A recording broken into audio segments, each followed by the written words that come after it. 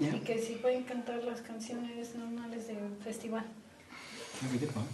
That was that one. I'm just sending you a message. Oh, okay. From your mother. Okay? And just a message. Okay, this one. Krishna, which one? Which is the other one? You just done that one, didn't you? Yes, that was like this dancing. I mean, we're still in the month of Damodar, aren't we? Yeah. Joe. How are you, Russ? You okay? Yeah. Good to see you, my friend. Maybe I we was can... thinking, because I think they're offering us on the Parivrājakācārya. Yeah. But they wanted to do the other ones. What are The those? festival songs. Okay. What do you mean festival songs? Like songs for Guru Mahārāj or like? Well, that's what I was I wondering. tell you what, we should actually sing his song. Yeah. Definitely. Do you want to do that one? Don't mind. You can play. 34. You still want to play? You want to switch? I don't mind. Do you like really not want to play? I don't mind. You play. Alright, let's do page 34, isn't it? 39.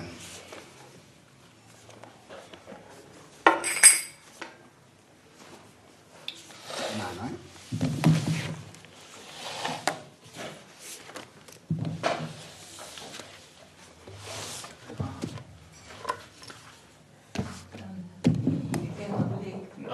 Yeah. Jaya Guru Mahāraja Jati Rajeshwara Jaya Guru Mahāraja Jati Rajeshwara Shivatira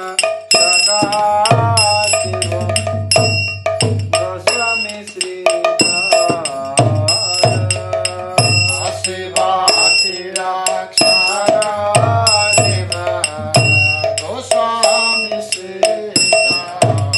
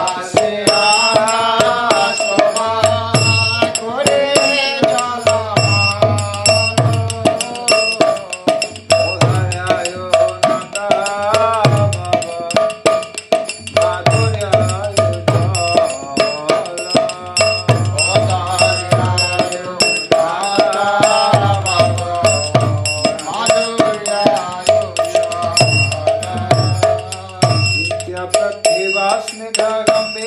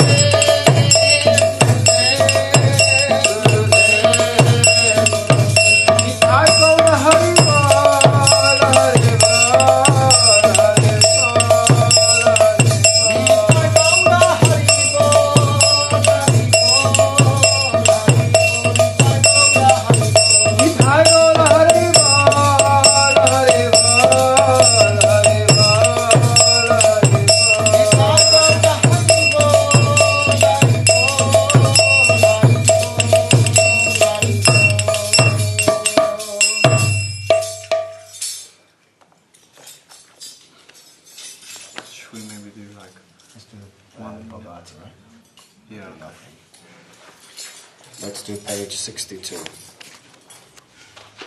62. 62.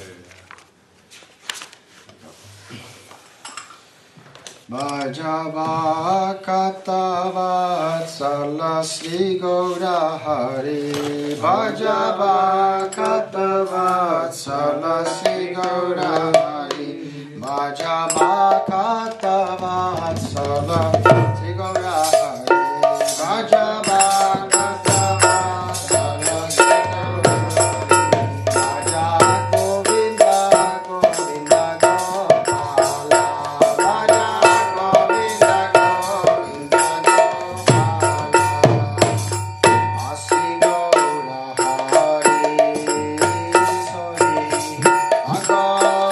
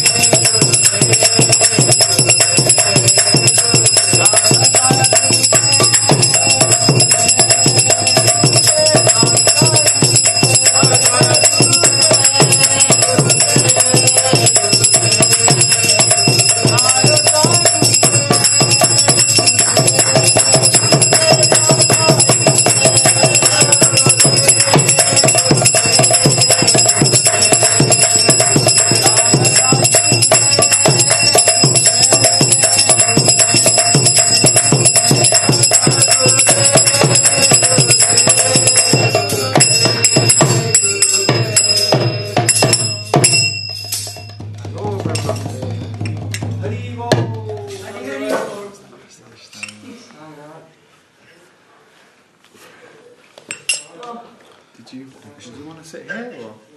Yeah, Just because we have it set up here. Stand in place. You need to move everything up a bit.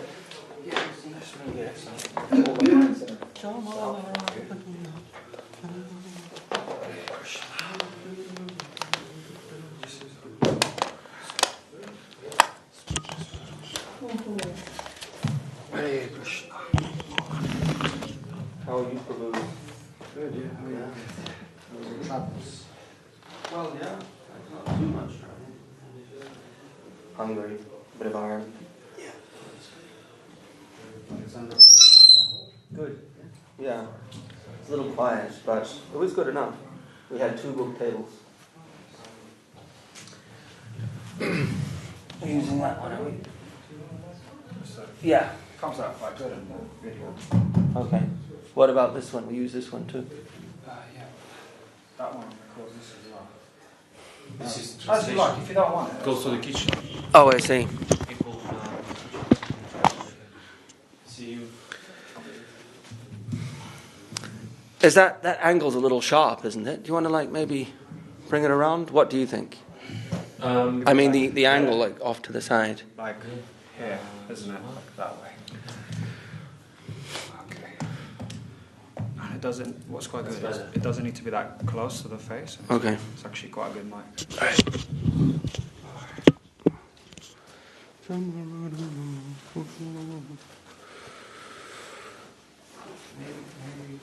this is a little bit too close. Let's got a picture of Guru Maharaj there. Yeah, that's what I was thinking as well. Yeah, exactly. Oh, Hare Krishna. Jai Prabhu, Hare Krishna, Jai Shri Gurudev. Guru Maharaj, Nitai Gauranga. Vīrācandra and Nitai Chand Prabhu and Anjali Diri and Devananda Prabhu and all the esteemed devotees, keep Jai. So, today is the appearance anniversary of Srila Bhakti-Rakṣaka Dev-Goswāmī Mahārāj.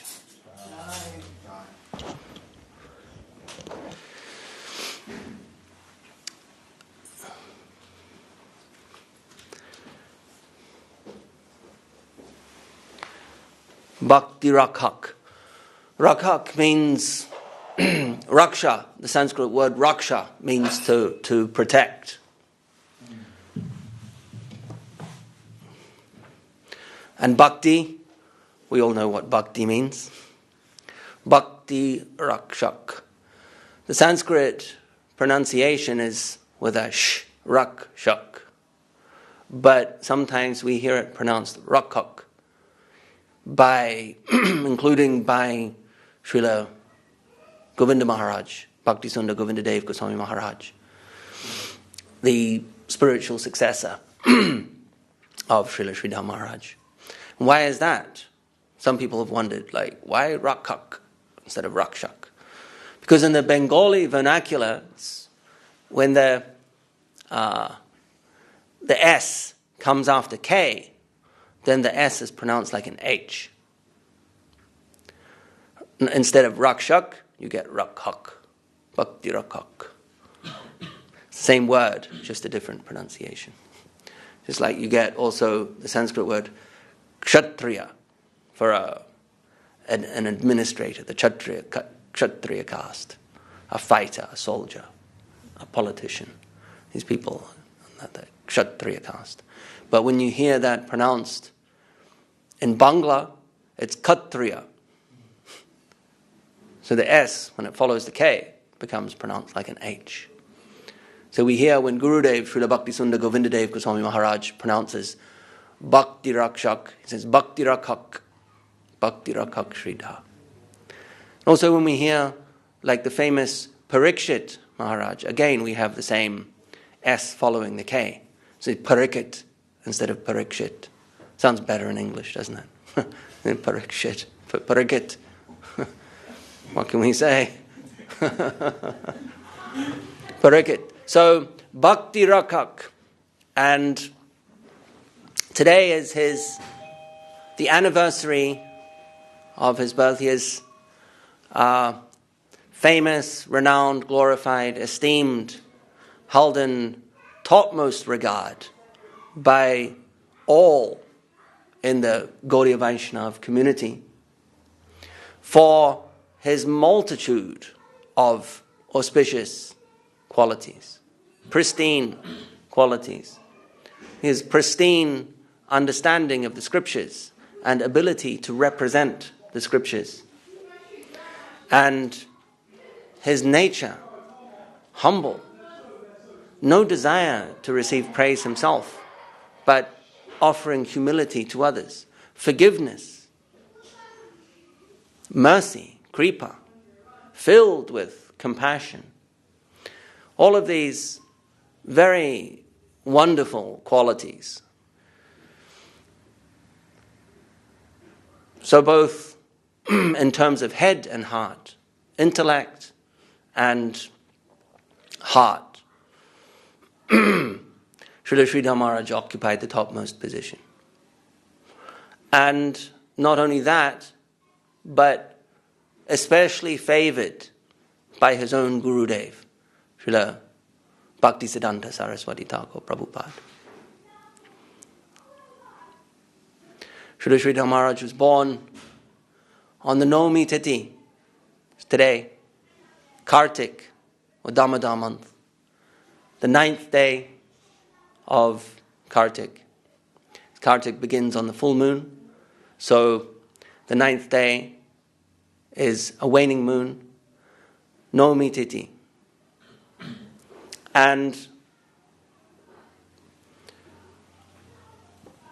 in the star of, or the nakshatra known as Pushya.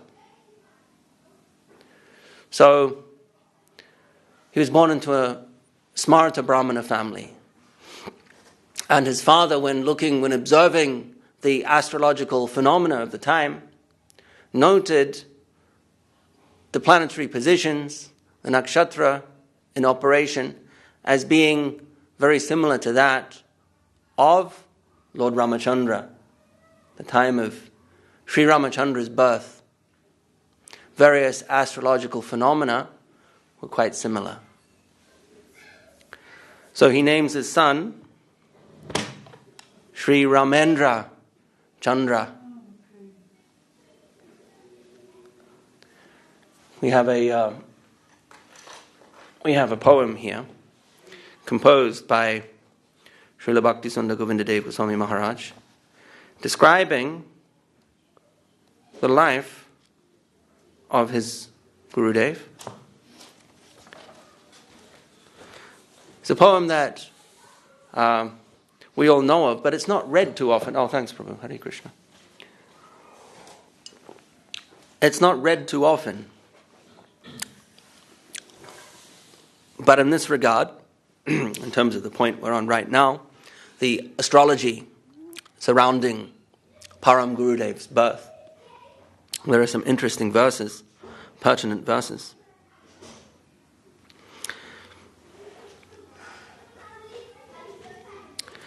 (1817) Shaka era, the month of Ashwin by the sun. This is a Bengali calculation of the month when the sun enters the sign. It's a different calendar system.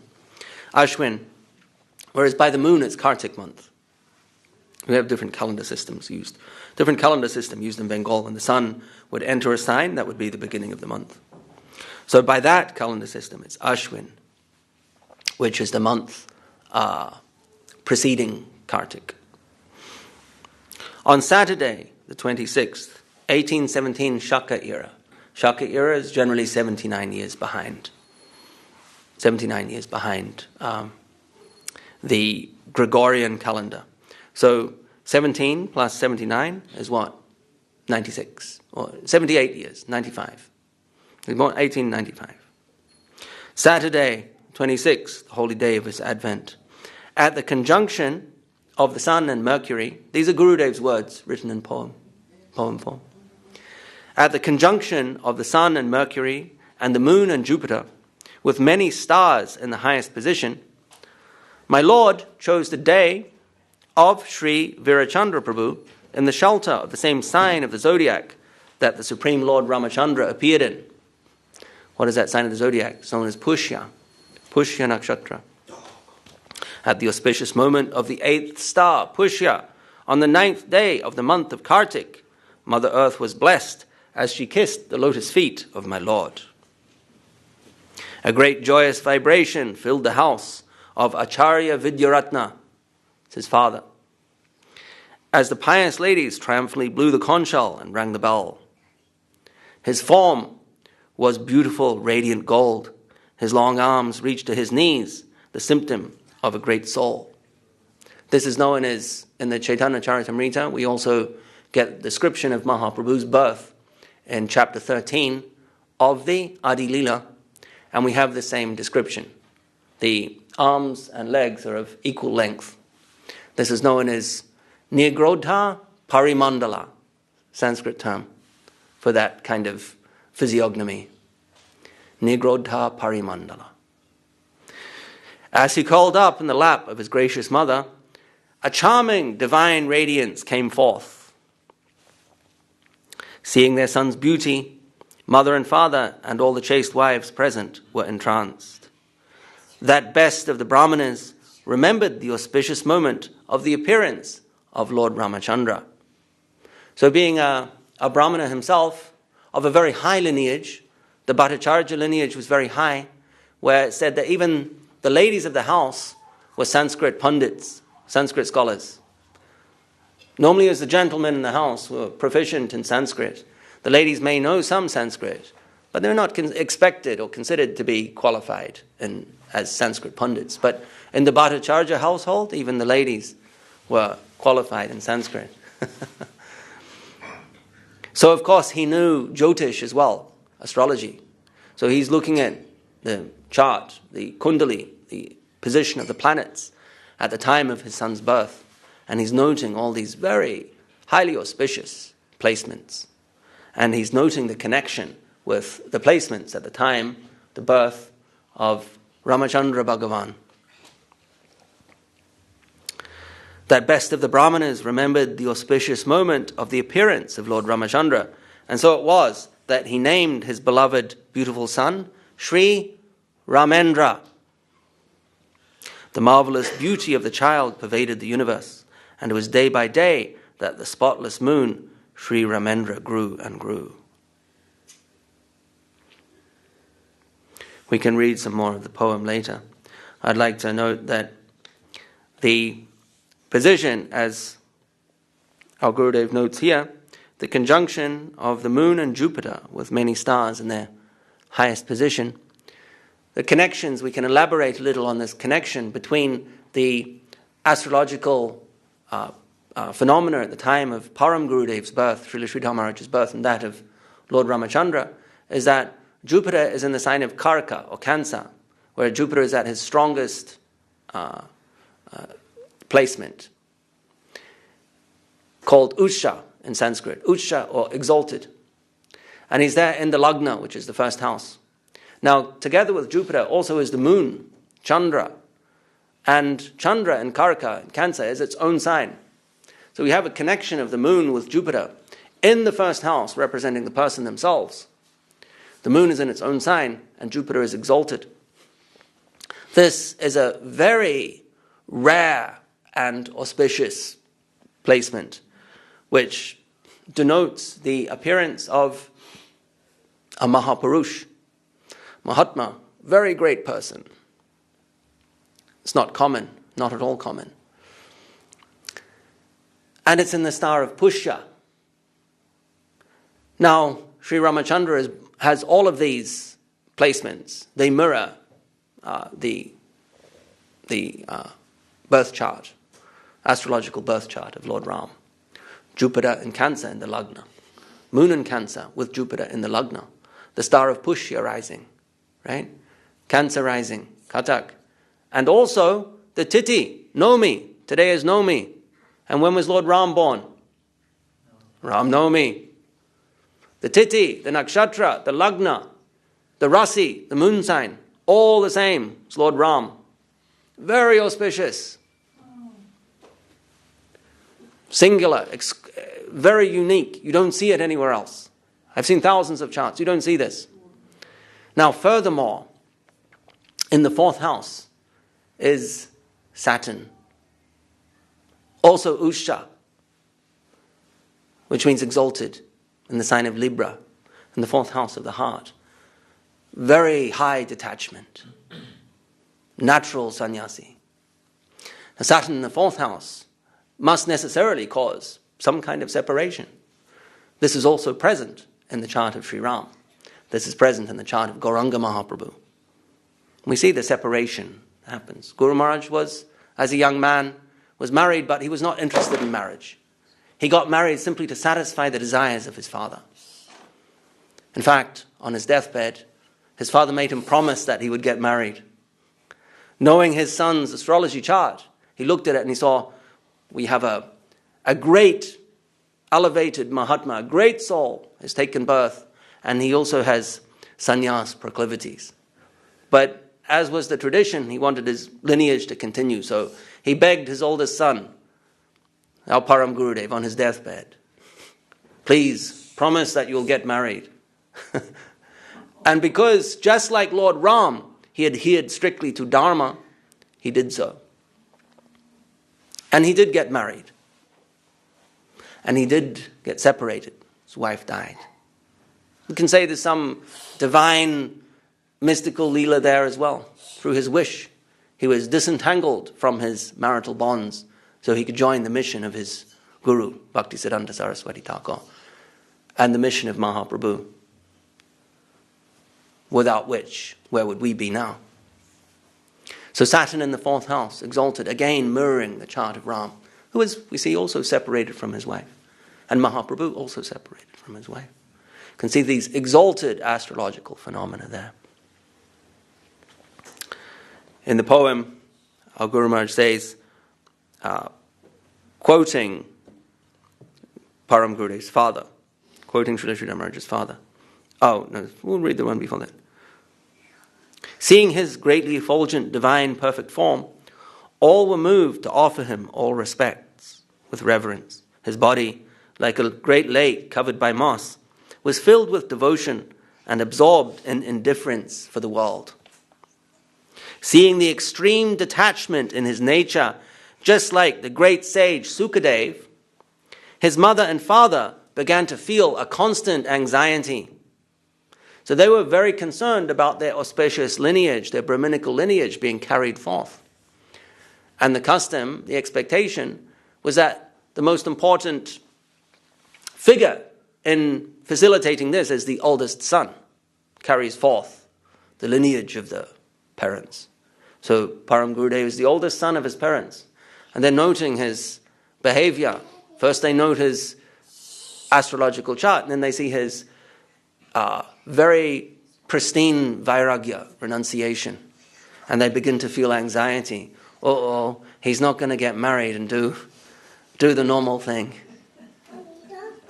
His mother and father began to feel a constant anxiety. Quoting his father, Gurudev says, our son will be a sannyasi. He won't stay at home. All the symptoms of a Paramahaṁsa, completely indifferent to the world, are present in his body. So they're noting this with their refined Brahminical vision. Feeling ecstasy within, yet showing sorrow outwardly, the Brahmana, Sri Upendra Chandra, left the world for the holy abode of Vaikuntha. Gradually, my Lord, that is Srila Param Gurudev, it's Gurudev speaking. Gradually, my Lord revealed himself to the world, and by his sweet will, breaking all ties with the world, he became a sannyasi.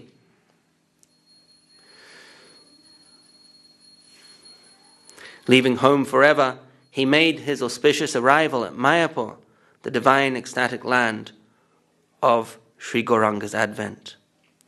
Just for delivering the poor souls of this world, he accepted sannyas from Prabhupada, Srila Bhaktisiddhanta Saraswati Goswāmī. We see here Gurudev noting Param Gurudev, Srila Śrīdhar Maharaj's motive. He accepted sannyas for the deliverance of souls, the deliverance of the conditioned souls.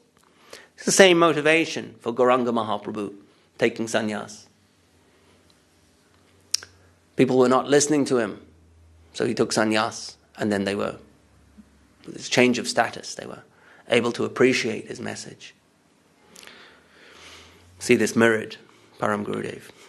Before continuing, I'd like to note one more interesting connection that I came across while contemplating this astrological phenomenon of Param Gurudev's birth, is that we have, I'm going to Veda base here, in the 12th canto of the Bhagavatam. The 12th canto is entitled, it's about Kali Yuga. 12th canto has chapters that deal with Kali Yuga of the Bhagavad Purana, Śrīmān Bhagavatam. So it's called here the age of deterioration, which of course refers to Kali Yuga. And chapter 2, canto 12, chapter 2, is entitled The Symptoms of Kali Yuga. What we can expect, what Kali Yuga brings, its effects, its symptoms. So, when we go to text 24, we have an interesting verse. Let's get the Sanskrit. Yada chandras cha suryas cha tata tisya brihaspati ekaraso sameshyanti bhavishyati tadakritam. Translation. When the moon, the sun, and Brihaspati are together in the constellation Karkata, it's not technically correct, the sign, the Rasi, Karkata, Cancer, and all three enter simultaneously into the lunar mansion, or nakshatra, known as Pushya. At that exact moment, the age of Satya Yuga begins. So it's given an astrological indication of the planetary arrangements at the very beginning of Satya Yuga. This is obviously the most auspicious of auspicious planetary arrangements, because it's heralding the advent of the golden age of Satya Yuga. Excuse me.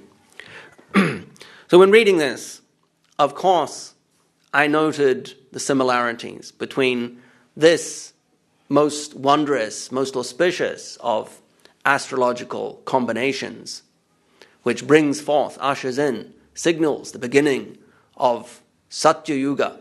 Satya means truth, but also means perfection. So the perfect age. And I noted them and the placements that we see in the chart of Srila Bhakti Rakṣaka Śrīdhar Dev-Goswāmī Mahārāj. We also have Jupiter. We also have the moon in the constellation of Pushya, in the sign of Cancer, in the Lagna.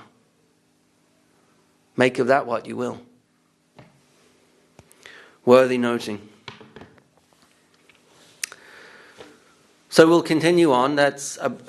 We could discuss a little further the quite remarkable, wondrous, singular astrology connected with Param Gurudev. And I'm elaborating a little on this because Gurudev has mentioned this. He's written it down in his poetry. It's appropriate to note it. For some people it's easier to appreciate if they can do so they can see it substantiated astrologically. Oh, it's been verified astrologically. Now, a real devotee doesn't need that. But we can also see whatever resources or methods we can harness to glorify Guru Maharaj. This is appropriate. That's the whole idea of bhakti, is that we gather the resources, both intellectual, mental, and physical, of the environment. We offer them in service to the upper realms. So, as a young man, we've read a little here about Param Gurudev's birth. I think we'll finish this poem because it's very nice. So we'll continue, finish the poem, and then we'll say a few more words. Just for delivering the poor souls of this world, he accepted sannyas from Prabhupada, Srila Bhakti-Siddhanta Saraswati Goswāmī. Because he is the guardian of devotion, as the very embodiment of the world, chanting the glories of the Supreme Lord, his Guru named him Srila Śrīdhar Mahārāj, the highest wealth of the soul. Śrīdhara. Śrīdhara. Dhara means to hold something. And Śrī means wealth, auspicious wealth. So the holder of the supreme wealth. His guru named him Śrīla Śrīdhar Mahārāj, the Lord of the highest wealth of the soul. As the savior of the fallen, he took the mantle of the mendicant, holding the triple staff, Tridanda, wandering from place to place. He distributed the divine love for the holy name of the Lord. Delivering the sinners and suffering souls from the worst conditions of life, he showered nectar all over the universe, just as did our Lord Sri Gaura Hari.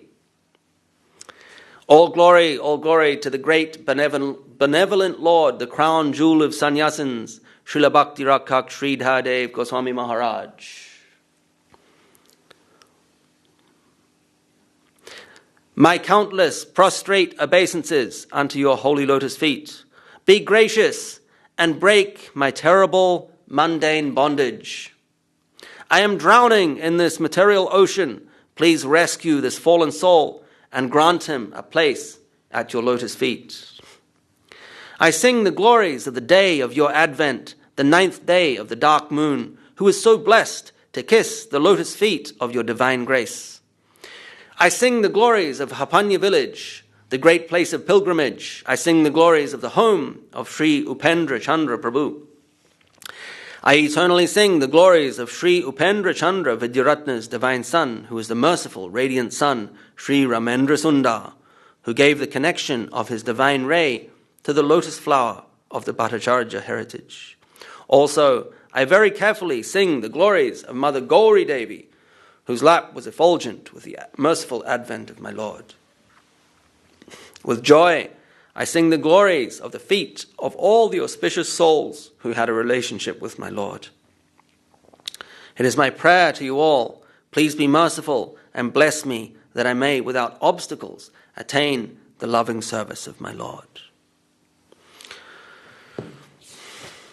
So that is a poem called Shri Guru Prashasti, translation and glorification of Srila Gurudev, by Srila Bhakti Sundar Govinda Dev Goswāmī Mahārāj. Very beautiful poem. So in his younger years, Srila Śrīdhar Mahārāj did display great detachment, great indifference to the world. The normal pleasures and goals, ambitions that most people display were anathema. He was interested in the spiritual life. As a young man, he began to have mystical experiences. Gurudev hints at this. One day, sitting under a tree, watching the cows, he had a experience, a vision of the Vishvarupa, or the universal form of the Lord. He says that at the age of 23, when he was in college, in the later years of his finishing his degree, he had some kind of epiphany, divine epiphany, where the attraction to Gauranga Mahaprabhu suddenly appeared and blossomed in his heart. He said that previous to that, he was always inspired by the ideal of sacrifice, self-giving, giving oneself, giving that of sacrificing one's own seeming selfish interest in the interest of others.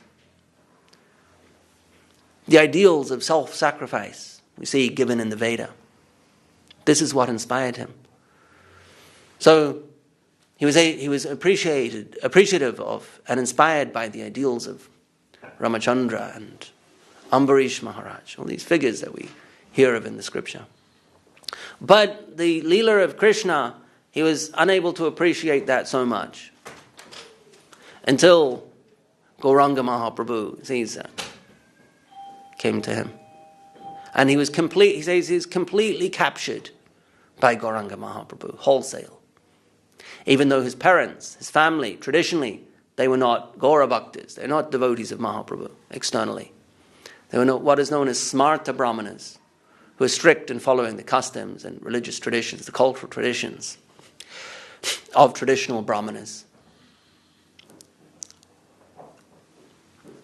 So he was completely captured in college by this ideal, this prem bhakti of this what is really the devotion of Srimati Radharani displayed by Gauranga Mahaprabhu. Completely captured by that. And he began searching for a guru. He says for some 7 years he wandered searching for a guru to guide him, to teach him. And he made contact with all of the popular faiths, traditions, schools of thought, paramparas, sampradayas of the time. None could satisfy him. After testing, researching, none could satisfy him. Until one day, he saw a poster with the name Gaudiya Maṭh on it. And it was advertising a festival at the Gaudiya Maṭh in at that time. It was not the Bagh Bazaar temple, but it was the previous temple, Altadanga, smaller temple in Kolkata. So he saw a poster advertising this Mahotsav, this festival. And he saw Gaudiya Maṭh there, and he thought, well, it must have some connection to Gauranga Mahaprabhu. So he visited. And very soon, he realized that these people were authentic. And he met Bhaktisiddhanta Saraswati Thakur. And over time, without rushing things, over time, very, very sober, methodical, serious way, he realized that this is where he wanted to place his head in full Sharanagati. Such an elevated soul, the highest of the high, is now surrendering to Sri Bhaktisiddhanta Saraswati Thakur. He first met the Gaudiya Maṭh and began associating in 1924. And then he had some, we could say, familial bonds, attachments. His mother and his wife, Jai Gauranga Mahaprabhu.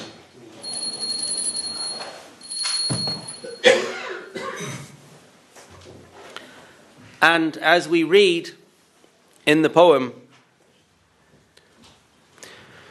gradually my Lord revealed himself to the world, and by his sweet will, breaking all ties with the world, he became a sannyasi. It's a very important statement. By his sweet will.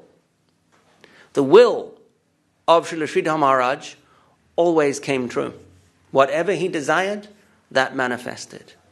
There's one god brother. Is it Bhakti Saranga Goswami Mahārāj, perhaps?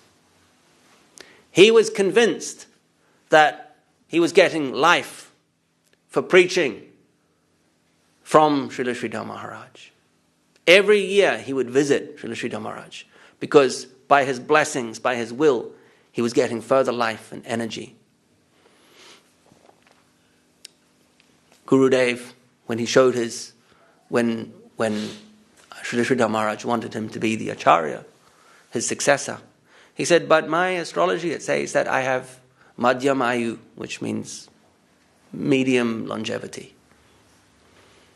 And Srila Śrīdhar Mahārāj said, I take your chart and you tear it to pieces. I am giving you life. By the sweet will of Srila Śrīdhar Mahārāj, whatever was destiny or fate in this world was easily overridden. In the Bhakti Rasamrita Sindhu, Rupa Goswami describes different stages of karma. The verses, Aprarabdha phalanmukham,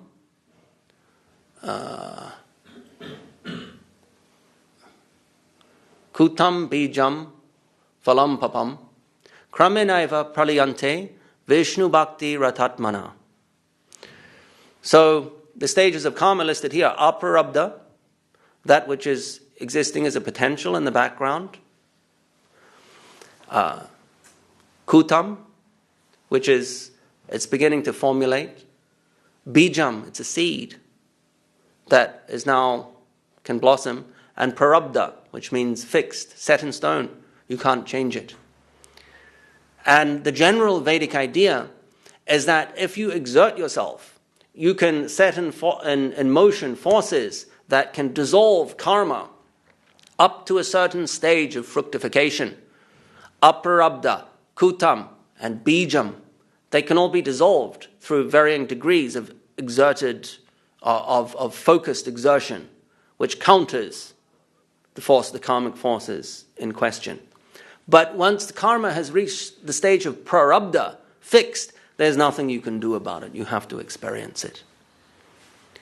Now Rupa Goswami says, actually, the power of the holy name, the power of Viṣṇupād, this verse is from the Puranas, perhaps Padma Purana, so powerful, this revolutionary concept, is so powerful that even prarabdha karma, that which we may call fixed destiny, overridden, dissolved. Vishnu Bhakti Ratatmana. Rupa Goswami specifically says that the chanting of the holy name, this is, the general term is Vishnu Bhakti, and specifically the chanting of the holy name in Kali Yuga can override prarabdha karma. What to speak of bijam, kutam, and aprarabdha. Guru Mahārāj talks about this. It's in Sermons of the Guardian of Devotion, perhaps volume 2. So someone who is in possession of that Vishnu Bhakti or the Harinam living, they are able to destroy the prarabdha karma of others. So by his sweet will, he broke all ties with the mundane world. He simply desired to. So what happened? His mother, in her old age, she passed away. He performed her shraddha in Haridwar. And then his last obstacle, his wife, she passed away. And he placed his head at the lotus feet of Saraswati Thakur. And at that time, Saraswati Thakur said, Yat yad acharati shreshtas tat tad ivetaro jana sayat pramanam kurute lokas tad anuvartate. What the great man does, how they behave, the precedents they set, masses of common men, they follow that. What does that mean in this context? It means that such a great man has now come to surrender to the Gaudiya Maṭh, that the future is very bright. Masses of common people now can follow. They have a shining light now to follow. Just like the beginning of Satya Yuga, a bright, shining, auspicious new era. So Saraswati Thakur noted this, eulogized Param Gurudev at the time of his surrender, 1926. Then Guru Mahārāj was said, Param Gurudev. The disciples of Srila Śrīdhar Mahārāj call him Guru Mahārāj. So that was the term that's kind of been adopted in the Maṭh. But technically speaking, as a disciple of Srila Govinda Mahārāj, Srila Śrīdhar Mahārāj is our grandfather guru. And the term for one's grandfather guru is Param Gurudev.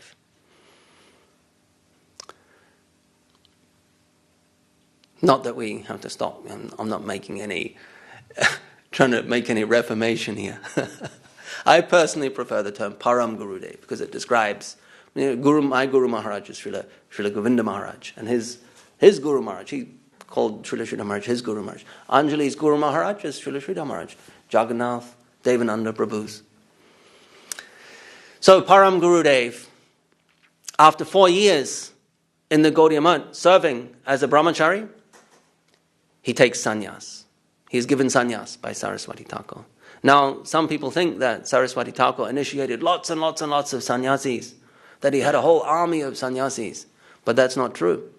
Saraswati Thakur had initiated 18 people into sannyas, including our Śrīdhar Mahārāj.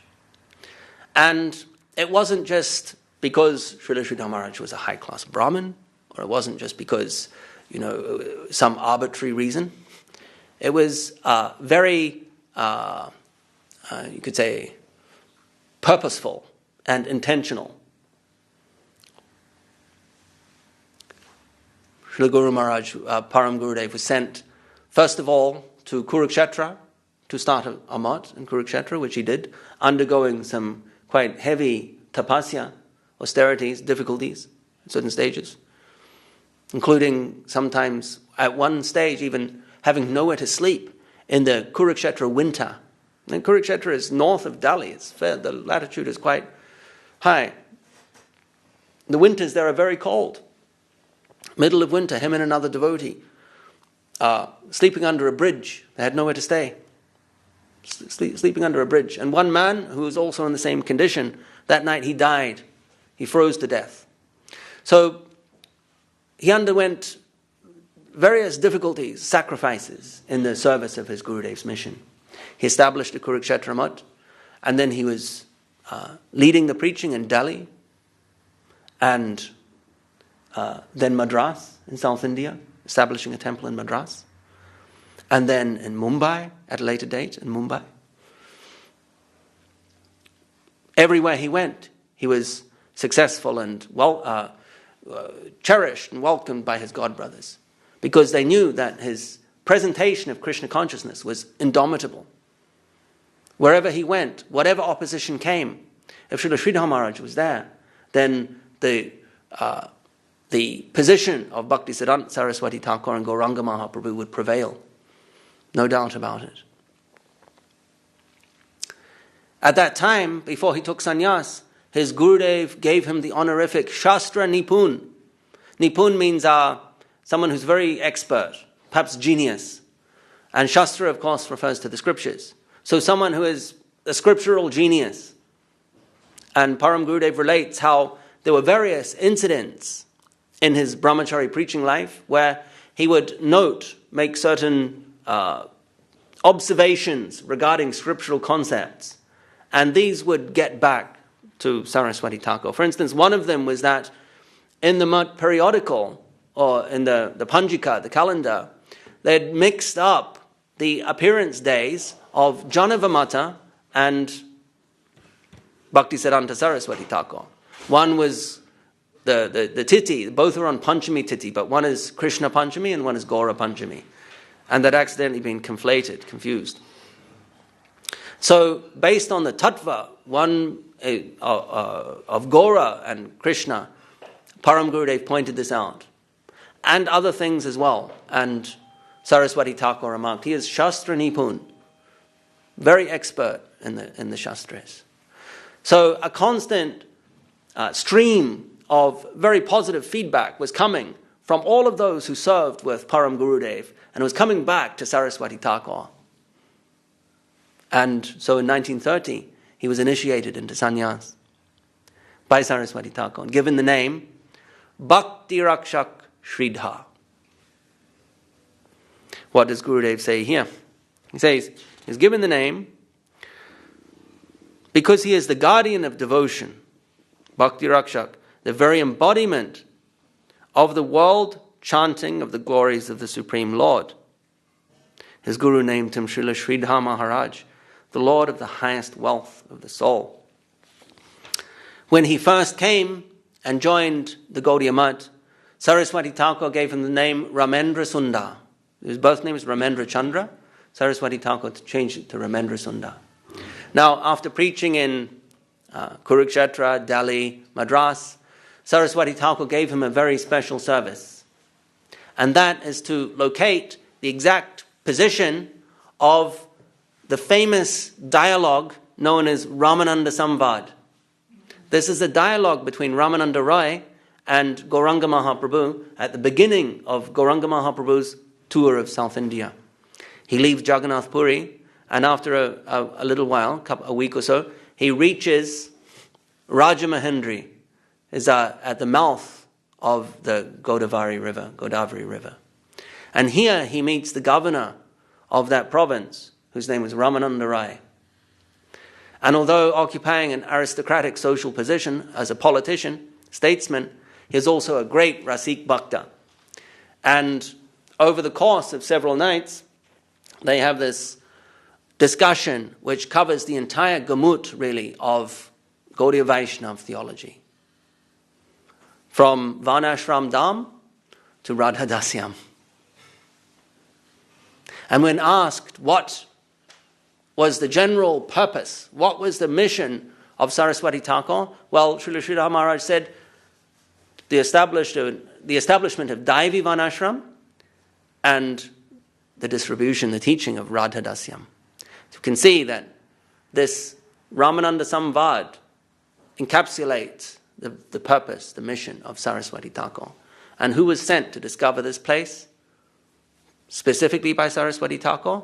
Srila Bhakti Rakṣaka Śrīdhar Dev-Goswāmī Mahārāj. Again indicating his pristine, high, exclusive position. And in honor of this very special, elite service, he was given the name Ramananda Das. And then at the time of initiation, Bhakti Rakṣaka Śrīdhar. Then Ramendra Chandra, Ramendra Sundar, Ramananda, Bhakti Rakṣaka Śrīdhar Mahārāj.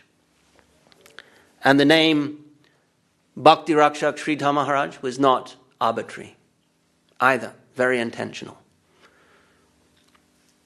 In his Satsandarbhas, Jiva Goswami has discussed or mentioned Śrīdhar Swami. Śrīdhar Swami was a 14th century head of the Shankaracharya Maṭh at Puri, Jagannath Puri. Shankaracharya, he established 4 maths, one in South India, one west, one east, one north. Dwarka, Puri, Bhadrakashram, and maybe Sringeri, Kanyakumari. There's 2 in the south. Like a cross over India, like this. Eastern Maṭh, Jagannath Puri. It's known as the Govardhan Maṭh. And each of these maths has an abbot, a head of the monastery, a head of the Maṭh. So in the 14th century, the head of the Puri Maṭh, his name was Śrīdhar Swami. Now, if anyone is familiar at all with the teachings of Shankaracharya, they'll know that it's Advaita. It's known as Advaita Siddhanta. The conclusion is that the Supreme is formless, without form. Nirakara, Nirvishesha, Nirguna, no qualities, no form, no variety, all of these things. So it's antithetical to the bhakti teachings of devotion to a personal God, Bhagwan. So what is the head of the Shankaracharya Maṭh in Puri doing? Giving a Vaishnav commentary on the Śrīmād Bhagavatam. This is the commentary of the Bhagavatam that was greatly appreciated by Mahaprabhu and all the devotees. Śrīdhar Swami's commentary, referred to constantly, considered the preeminent commentary of the Śrīmād Bhagavatam. Bhakti commentary. The head of an Advaitin Maṭh giving a bhakti commentary on the Bhagavatam, this was considered very controversial. So anyway, there's a leela to this, but we don't want to get too sidetracked. They took it to the temple of Kashi Vishwanath in Varanasi, this commentary on the Bhagavatam. They presented it to the deity of Lord Shiva. They said, give us a sign that this is an authentic commentary, that this is the genuine highest commentary. And Lord Shiva, through some mystical signal, showed them that yes, this is the highest commentary of the Bhagavatam, the Vaishnav commentary, the personal theistic commentary. And this was done by Śrīdhar Swami. So this is the authoritative, preeminent tika or bhasya commentary of the Śrīmād Bhagavatam, used henceforth, thereafter. So Jiva Goswami, when he's writing his Satsandarbhas, documenting, establishing the theology, the Siddhanta of Gaudiya Vaishnavism, he uses this term Bhakti Eka Rakhak Śrīdhar when referring to Srila Śrīdhar Swami, this commentator of the Bhagavatam, who Mahaprabhu greatly cherished and respected. Bhakti Eka Rakhak Śrīdhar. This is Jiva Goswami, the protector known as the protector of the Sampradaya. So Saraswati Thakur names Sri Ramananda Das Bhakti Rakhak Śrīdhar. Jiva Goswami calls this original Śrīdhar Swami, the master commentator, authority, grand authority on the Bhagavatam, Bhakti Eka Rakṣaka, the protector of Bhakti. Saraswati Thakur uses a very similar title for our beloved grandfather Guru. Bhakti Rakṣaka Śrīdhar, the protector, the holder of the wealth and the protector of that wealth. Bhakti Rakṣaka Śrīdhar. When you think about it, it's very exclusive, very high, unprecedented, unparalleled.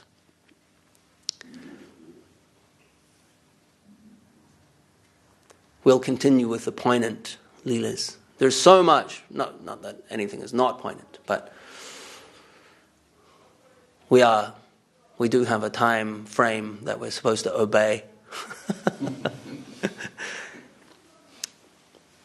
So we'll, after sannyas, he continues preaching, and then towards the end of his life, Saraswati Thakur calls Srila Śrīdhar Mahārāj to be part of his inner crew, part of his entourage, to travel with him. And maybe in the last year of Saraswati Thakur's life, this is 1936. And then, on the night of December 31st, 1936, on the very early morning of January the 1st, 1937, Saraswati Thakur departs the world.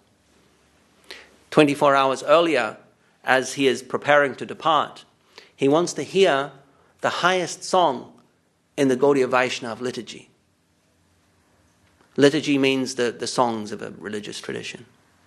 So we have all of our songs, and the songs of Narottam Das Thakur feature very prominently in our liturgy.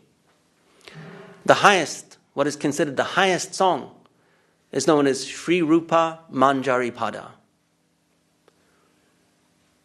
It's what has been described as the high anthem of the Gaudiya Vaishnavas.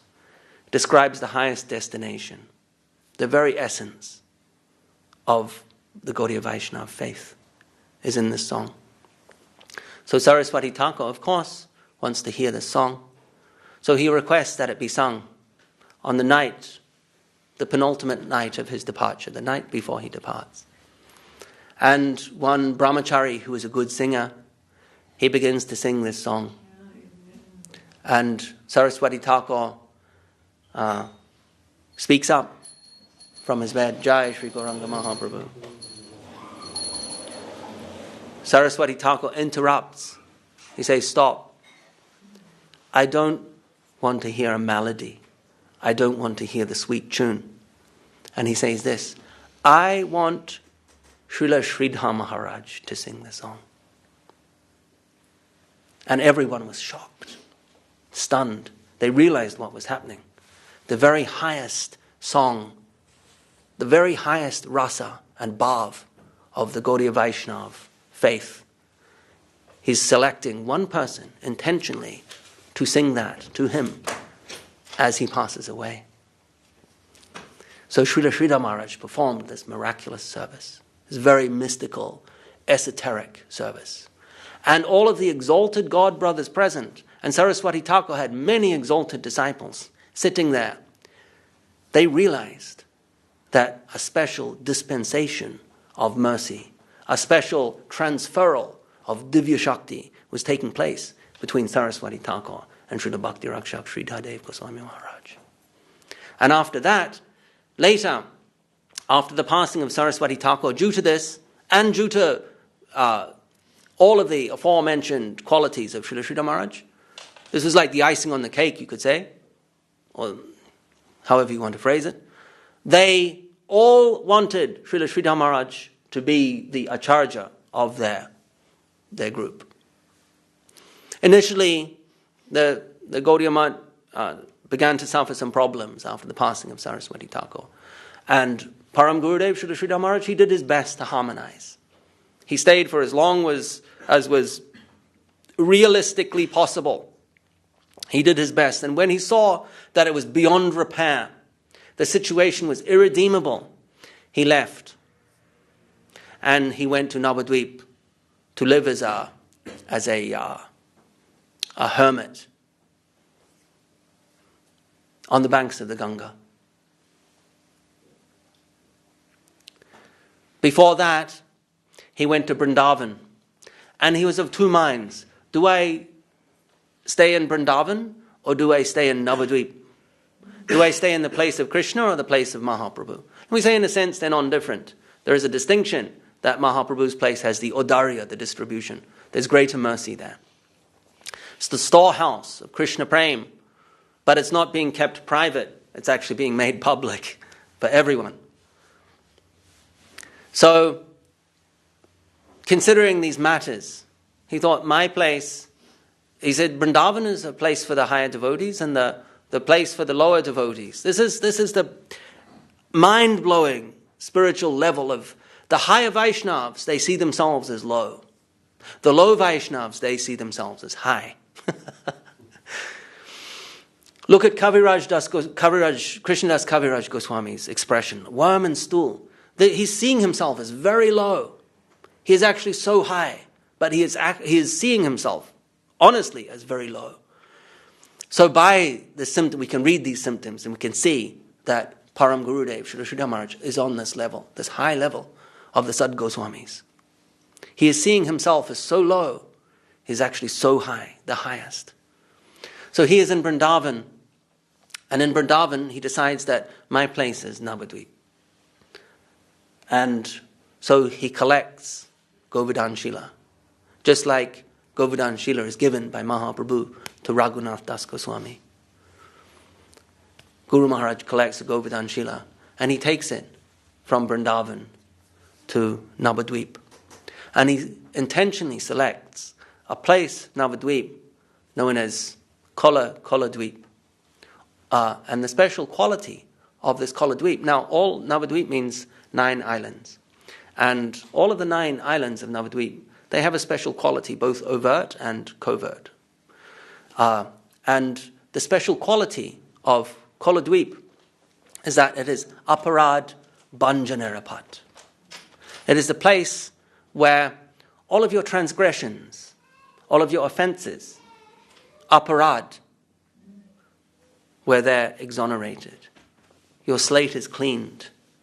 It is said that if you spend one night in full surrender at aparad banjanerapat, then all of your previous mistakes, offenses, transgressions, complete amnesty. And why is this? Because this is the place where when Mahaprabhu returned for the first time after taking sannyas, he returned to his place of birth. And everyone who had abused him, insulted him, offended him, disrespected him, the student community, Gopal Chapal, Devananda Pandit, all of these people, they were completely forgiven for all of their transgressions. It was a very broad and comprehensive amnesty. So Param Gurudev Śrīla Maharaj specifically selected this place as his Maṭh. Aparad Banjanerapat. What wonderful prescience. Bhakti is seen as apratihata. It's unstoppable. Nothing can check it. Nothing of the material phenomena can override bhakti. It is completely independent. It appears how, when, and where it wants to. But there's one thing that can damage your bhakti, Vaishnava aparad. This is, you could say, almost like an Achilles heel. And so, what a merciful, prescient foresight Param Gurudev had to establish his Maṭh at the place which covers that base. Completely taken care of that. And God, do we need it? How amazingly merciful. And prescient means to kind of see the future, to see what is needed in the future. Exactly what is needed. So both internally and externally, Param Gurudev is displaying miraculous choice, or his miraculous judgment. Internally, as in he sees himself as very fallen, so he's going to aparad banjanerapat. Imagine that. The person who has been mystically selected to head Rupa Goswami's sampradaya is himself going to the place where the sinners are forgiven. This is obviously, for anyone with an iota of honest perception, on the level of Kaviraj Goswami, Rupa Goswami, Jiva Goswami, Narottam Das Goswami. On that level. And for us, He's establishing a place. He's showing us how we can be forgiven for all of these things, the only things that can damage our bhakti. Here, you can get rid of it here and progress in your spiritual life. Miraculous, unprecedented, wondrous vision of Srila Śrīdhar Maharaj. So merciful. Aparad Bhanjanarapad is where he establishes his Maṭh. And in the meantime, all of his god brothers, his exalted god brothers, they're seeking him out. Where has he gone? We need him. So eventually they find him. One day someone sees him bathing in the Ganga and goes, "That's Srila Śrīdhar Maharaj, wow!" And of course word spreads very quick and his god brothers start arriving. They want him. They want him to be the Acharya. They know that he is the most qualified. They know that he holds the unique position, the highest position. He's Bhakti Rakṣaka, his protector, the guardian, the holder of the wealth of Rupa Goswāmī. So they find him and they begin imploring him, "Look, we've got this preaching mission of our Guru Mahārāj, Saraswati Thakur, and we need you at the helm. You're the captain of the ship." Who are these people? Bhakti Dait Madhav Mahārāj, Bhakti Saranga Goswāmī Mahārāj, Bhakti Vichar Jajava Mahārāj, Bhakti Kamal Madhusudan Mahārāj, Bhakti Pragyan Keshav Mahārāj, and last but not least, A.C. Bhaktivedanta Swami Mahārāj, Prabhupada. All of them, they wanted him to head it up. But Param Gurudev Srila Śrīdhar Maharaj was a little reticent. He was hesitant to do so. Because his conception, his realization was so high and so fine, so pure was his understanding and living of Rupa Goswami's doctrine, of Rupa Goswami's conception, that even his exalted god brothers, their conception, their mood, would detract subtly from that. Bhakti Rakṣaka, the protector of the pure, unadulterated lineage of Rupa Goswāmī, keeping it very pure and clean and sharp. So he did acquiesce to a certain extent. Why? Because on his way from Vrindavan to Navadvip, in his humility, he visited Ekachakra, the place of Nityananda Prabhu. And his purpose there was to ask Nityananda Prabhu for permission to live in Navadvip. And so he is bowing down the dust of Ekachakra Dham, petitioning Nityananda Prabhu. And Nityananda Prabhu speaks to him. This is known as a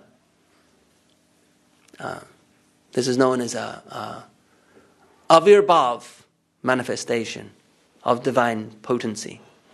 It is described in the Chaitanya Charitamrita that Mahaprabhu, you can see by extension, Panchatattva, there's seen as one, expresses or manifests in three ways: avirbhav, shakshat, and avesh. Shakshat is the physical form of Gauranga Mahaprabhu when he's on the planet physically, and shakshat is shakshat, and avirbhav means appearance. So not necessarily in the physical body, but appearance nonetheless. And avesh means empowerment. The spirit, the divine Shakti of Gauranga Mahaprabhu can come into one's life and empower them. So three different manifestations of Mahaprabhu. So Nityananda Prabhu manifests in this avirbhav way, and he speaks to Param Gurudev. He says, "Well, you are asking me for my mercy, but you are so full of the wealth of Gauranga Mahaprabhu, but you're running away, you're not giving it to anyone." He said, "Isn't this a little strange? You want my mercy, but you have so much mercy yourself to give, and you're going into hiding." And so Srila Śrīdhar Maharaj contemplates this. And he never forgets this, of course. And so when people come begging for initiation, he acquiesces. When his godbrothers come begging and pleading him, "Please, head, give us your connection," he acquiesces. And his mercy is distributed thus. Really without any effort on his part. Everyone is coming to him like drawn to a spiritual magnet, like drawn to a spiritual dynamo. The world comes to him. So he begins initiating and distributing the mercy that he has. And through the kripa, through the mercy of Srila Bhakti Sundar Govinda Dev-Goswāmī Mahārāj, that mercy has been distributed around the world. Because if it wasn't for the act of intervention, wasn't at the request of Srila Gurudev, Srila Bhakti Sundar Govinda Dev-Goswāmī Mahārāj, the mercy of Srila Śrīdhar Mahārāj may not have reached all of us.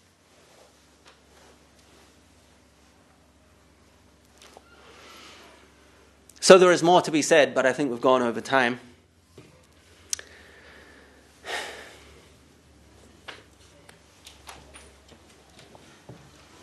Jai Guru Maharaj. Jai Srila Bhakti-Rakṣaka Dev-Goswāmī Mahārāj ki Jai Srila Bhakti-Rakṣaka Dev-Goswāmī Mahārāj Avirbhav Mahamahotsav Titi ki Jai Srila Bhakti Sundar Govinda Dev-Goswāmī Mahārāj ki Jai. I think they actually they wanted to say, please share something. No, I thought maybe the disciples of Guru Maharaj, I mean, there are the 2 disciples of Guru Maharaj. You want to say something? 1, 2, 3. 3 disciples. Actually, you say you had some good association with. Well, all I can say is I didn't have much association with Śrīla Maharaj. I was in Navadvip in 1982, and my stay was cut short. But and I mean, I haven't, I was, and shortly after that, I left the mission, and so I haven't been a very good disciple really, but I pray to him every day. He's always in my mind. He's always always in my mind, and I just try to be a good disciple and follow his mission and serve him by serving Sri Chaitanya Saraswat Maṭh. Jai.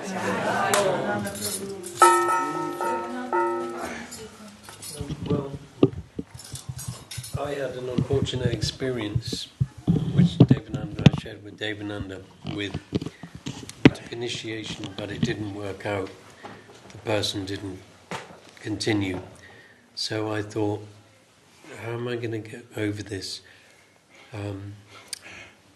I can either carry on and take another initiation, if possible, from somebody here in the West. But I thought, I've got to be safe about this. I can't risk this happening again. So I will go to the sacred soil of India, and find somebody that's always been Vaishnav from birth, is older, and is very likely in that case to fall away. And that person I was recommended to was Bhakti-Śrīdhar Mahārāj. So I decided to take shelter there, and that's what I did. I think I went in 1982, but I went back in 1985 and asked for initiation Diksha, and I took that in 1985. Yep. And I would have taken second initiation, but Guru Maharaj passed on in 1988. So I was then recommended to one of his godbrothers, Bhakti Pramod Puri Maharaj, whom I subsequently took initiation from, and my entire family, my wife and my 2 children, actually 4 children, and got married and initiated everybody on the same day in 1993. And when I visited Srila Śrīdhar Mahārāj, I don't remember very much about the subject matter that he was speaking, but in the morning we would go up on the veranda after the morning program, the arti and everything, and he was speaking. I just remember being totally transported away from the material atmosphere and in a very high place somewhere else. And that was my experience along with yourself. And that's about it. Yeah. Joy. Okay, I wrote something down. I'm not initiated by Srila Gurudev. I'm a disciple. I'm an aspiring disciple of Srila Govinda Mahārāj. But Srila Guru Mahārāj, Srila Govinda Mahārāj always spoke about Srila Guru Mahārāj, Srila Śrīdhar Mahārāj, Om Viṣṇupād, Srila Bhakti-Rakṣaka, Dev-Goswāmī Mahārāj, whose appearance day it is today. And this Maṭh, this Sri Chaitanya Saraswat Maṭh, is founded by Srila Śrīdhar Mahārāj, Srila Bhakti-Rakṣaka, Dev-Goswāmī Mahārāj. So we are all indebted to him by his Susiddhanta, the Susiddhanta that Srila Śrīdhar Mahārāj, we call lovingly Srila Guru Mahārāj, because Srila Govinda Mahārāj called him that way in a very affectionate way. So Srila Prabhupada, we know from ISKCON, he spread Krishna consciousness all over the world. He gave the holy name all over the world, and that was such a great service. He's a Sakyavesha avatar of Lord Nityananda himself. So that is inconceivable. And when Srila Bhaktivedanta Swami Prabhupada passed away, then his disciples, they were actually new to Krishna consciousness. 10 years in Krishna consciousness, that's very little. So then one of our gurus, our acharyas actually, Srila Bhakti Sudhir Goswami Mahārāj, he went to a Navatrip and heard Srila Guru Mahārāj, Srila Śrīdhar Mahārāj speak. And that was so deep and so refined and so much what we needed in the West to refine our Krishna consciousness. So he started to tape the darshans that Srila Guru Mahārāj gave in Navatrip, what the devotees are speaking about. And they were so revolutionary. They were so deep. But they have received the sacred order of Srila Bhaktivedanta Swami Prabhupada and Mahaprabhu. What Srila Śrīdhar Mahārāj said was like to really apply that in the way to go into yourself, refine there. What am I thinking? What am I speaking? How serious, how sincere am I actually dealing with these beautiful high topics of having a relationship with our beloved Lord? So that was all very revolutionary, how that first Bhaktivedanta Swami Prabhupada, who he spread Krishna consciousness all over the world, then Srila Śrīdhar Mahārāj after him, who refined the devotees, who gave them hope to continue in this path, and by being very sincere to yourself and chanting the holy name without in a gradual process, without the offenses that make us, which are a blockage on the path of realizing our relationship with the beloved Lord. So that is in a nutshell telling something, and me as a granddaughter actually for my beloved Guru Mahārāj, the Param Guru Mahārāj, grandfather Guru, because I am not his direct disciple, I wrote something down. I offer my humble Dandavat Pranam to my beloved grandfather, Sri Guru Om Viṣṇupād, Srila Bhakti-Rakṣaka Dev-Goswāmī Mahārāj. Today, your glories are sung all over the worlds, and we are dancing and singing with so much happiness that knows no end for your appearance in this world. It is only that most gracious mercy has come to such an extremely unworthy fallen soul as myself, in order to come in contact with you, my beloved grandfather Param Guru Maharaj. I am begging for your mercy, feeling utterly inadequate and unqualified to sing your glories. With your divine, soft voice, you made deep impression in my heart about the conception of the inconceivable and the highest perspective. You gave us the ultimate reality to live for, to listen to your illuminating words as the guardian of devotion. You showed us the practice and sadhana, how to gradually make the shifts to transform our life in connection with the wave of that sacred loving service world, with no tinge of selfish explanation, for us to live by gradually, an everyday life worth living for. You gave that to us with your explanations of the path of surrender, with a desperate mindset, going through the necessary tough times, fixing our eyes on Gurudev and the Lord. It is worth any pain for it. Why?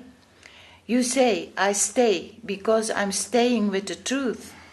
I can only very little understand of the magnitude of this expression, but you infuse this in our hearts with so much affection, and in your life, long selfless service life, to give this to us. Always remembering us, above this world is the world of consciousness. There is our shelter. The nobility and dignity of the Lord, of the land of self-sacrifice, self-determination, self-giving. This is so high that even the least connection we can realize how fortunate we are. Your teachings are always revolutionary, new and fresh. Although I'm so far away from self-sacrifice and pure love, you give me a little view into your world, your wonderful and beautiful world of highest realizations, and I'm forever attached to your explanations of those beautiful and wonderful pastimes and sacred order of Sri Chaitanya Mahaprabhu and Sri Nityananda Prabhu, and the worship, glorification and pastimes of the divine couple, Sri Sri Gandharva Govinda Sundar and their dearmost. In infinite time and every birth, if possible, by your grace, I only want to live for this. When hearing from you, we become more awakened and our shraddha is increased, and also the ever-increasing appreciation and the feelings of desperate necessity for only this in our life. Beloved Guru Maharaj, wherever you are, there is also my all and all beloved Om Viṣṇupād, Śrīla Bhakti Sundar Govinda Dev-Goswāmī Mahārāj. I pray forever, birth after birth, for an eternal service relationship, however small or remote, that in no circumstance I will forever forget about your lotus feet. Om Viṣṇupād Śrīla Bhakti Rakṣaka Dev-Goswāmī Mahārāj, Avirbhav Mahotsav ki jai. Beloved Param Guru Maharaj ki jai. Jai Om Viṣṇupād Śrīla Bhakti Sundar Govinda Dev Goswāmī Maharaj ki jai. Gaur Premanande.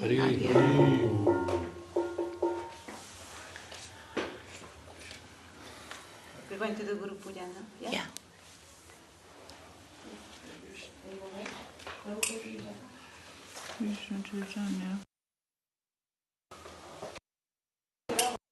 Is it Archie? Archie, yeah.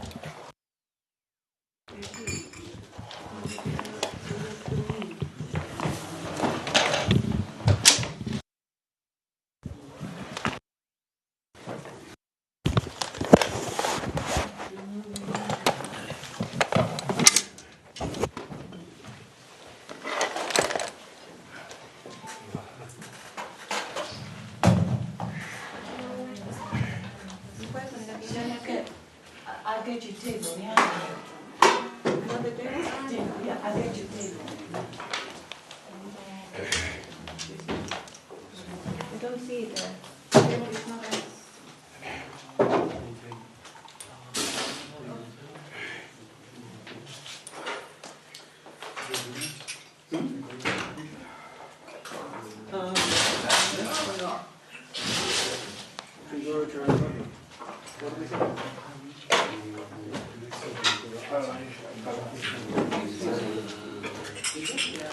We have a special song for Mahārāj. Oh, Vīrācandra.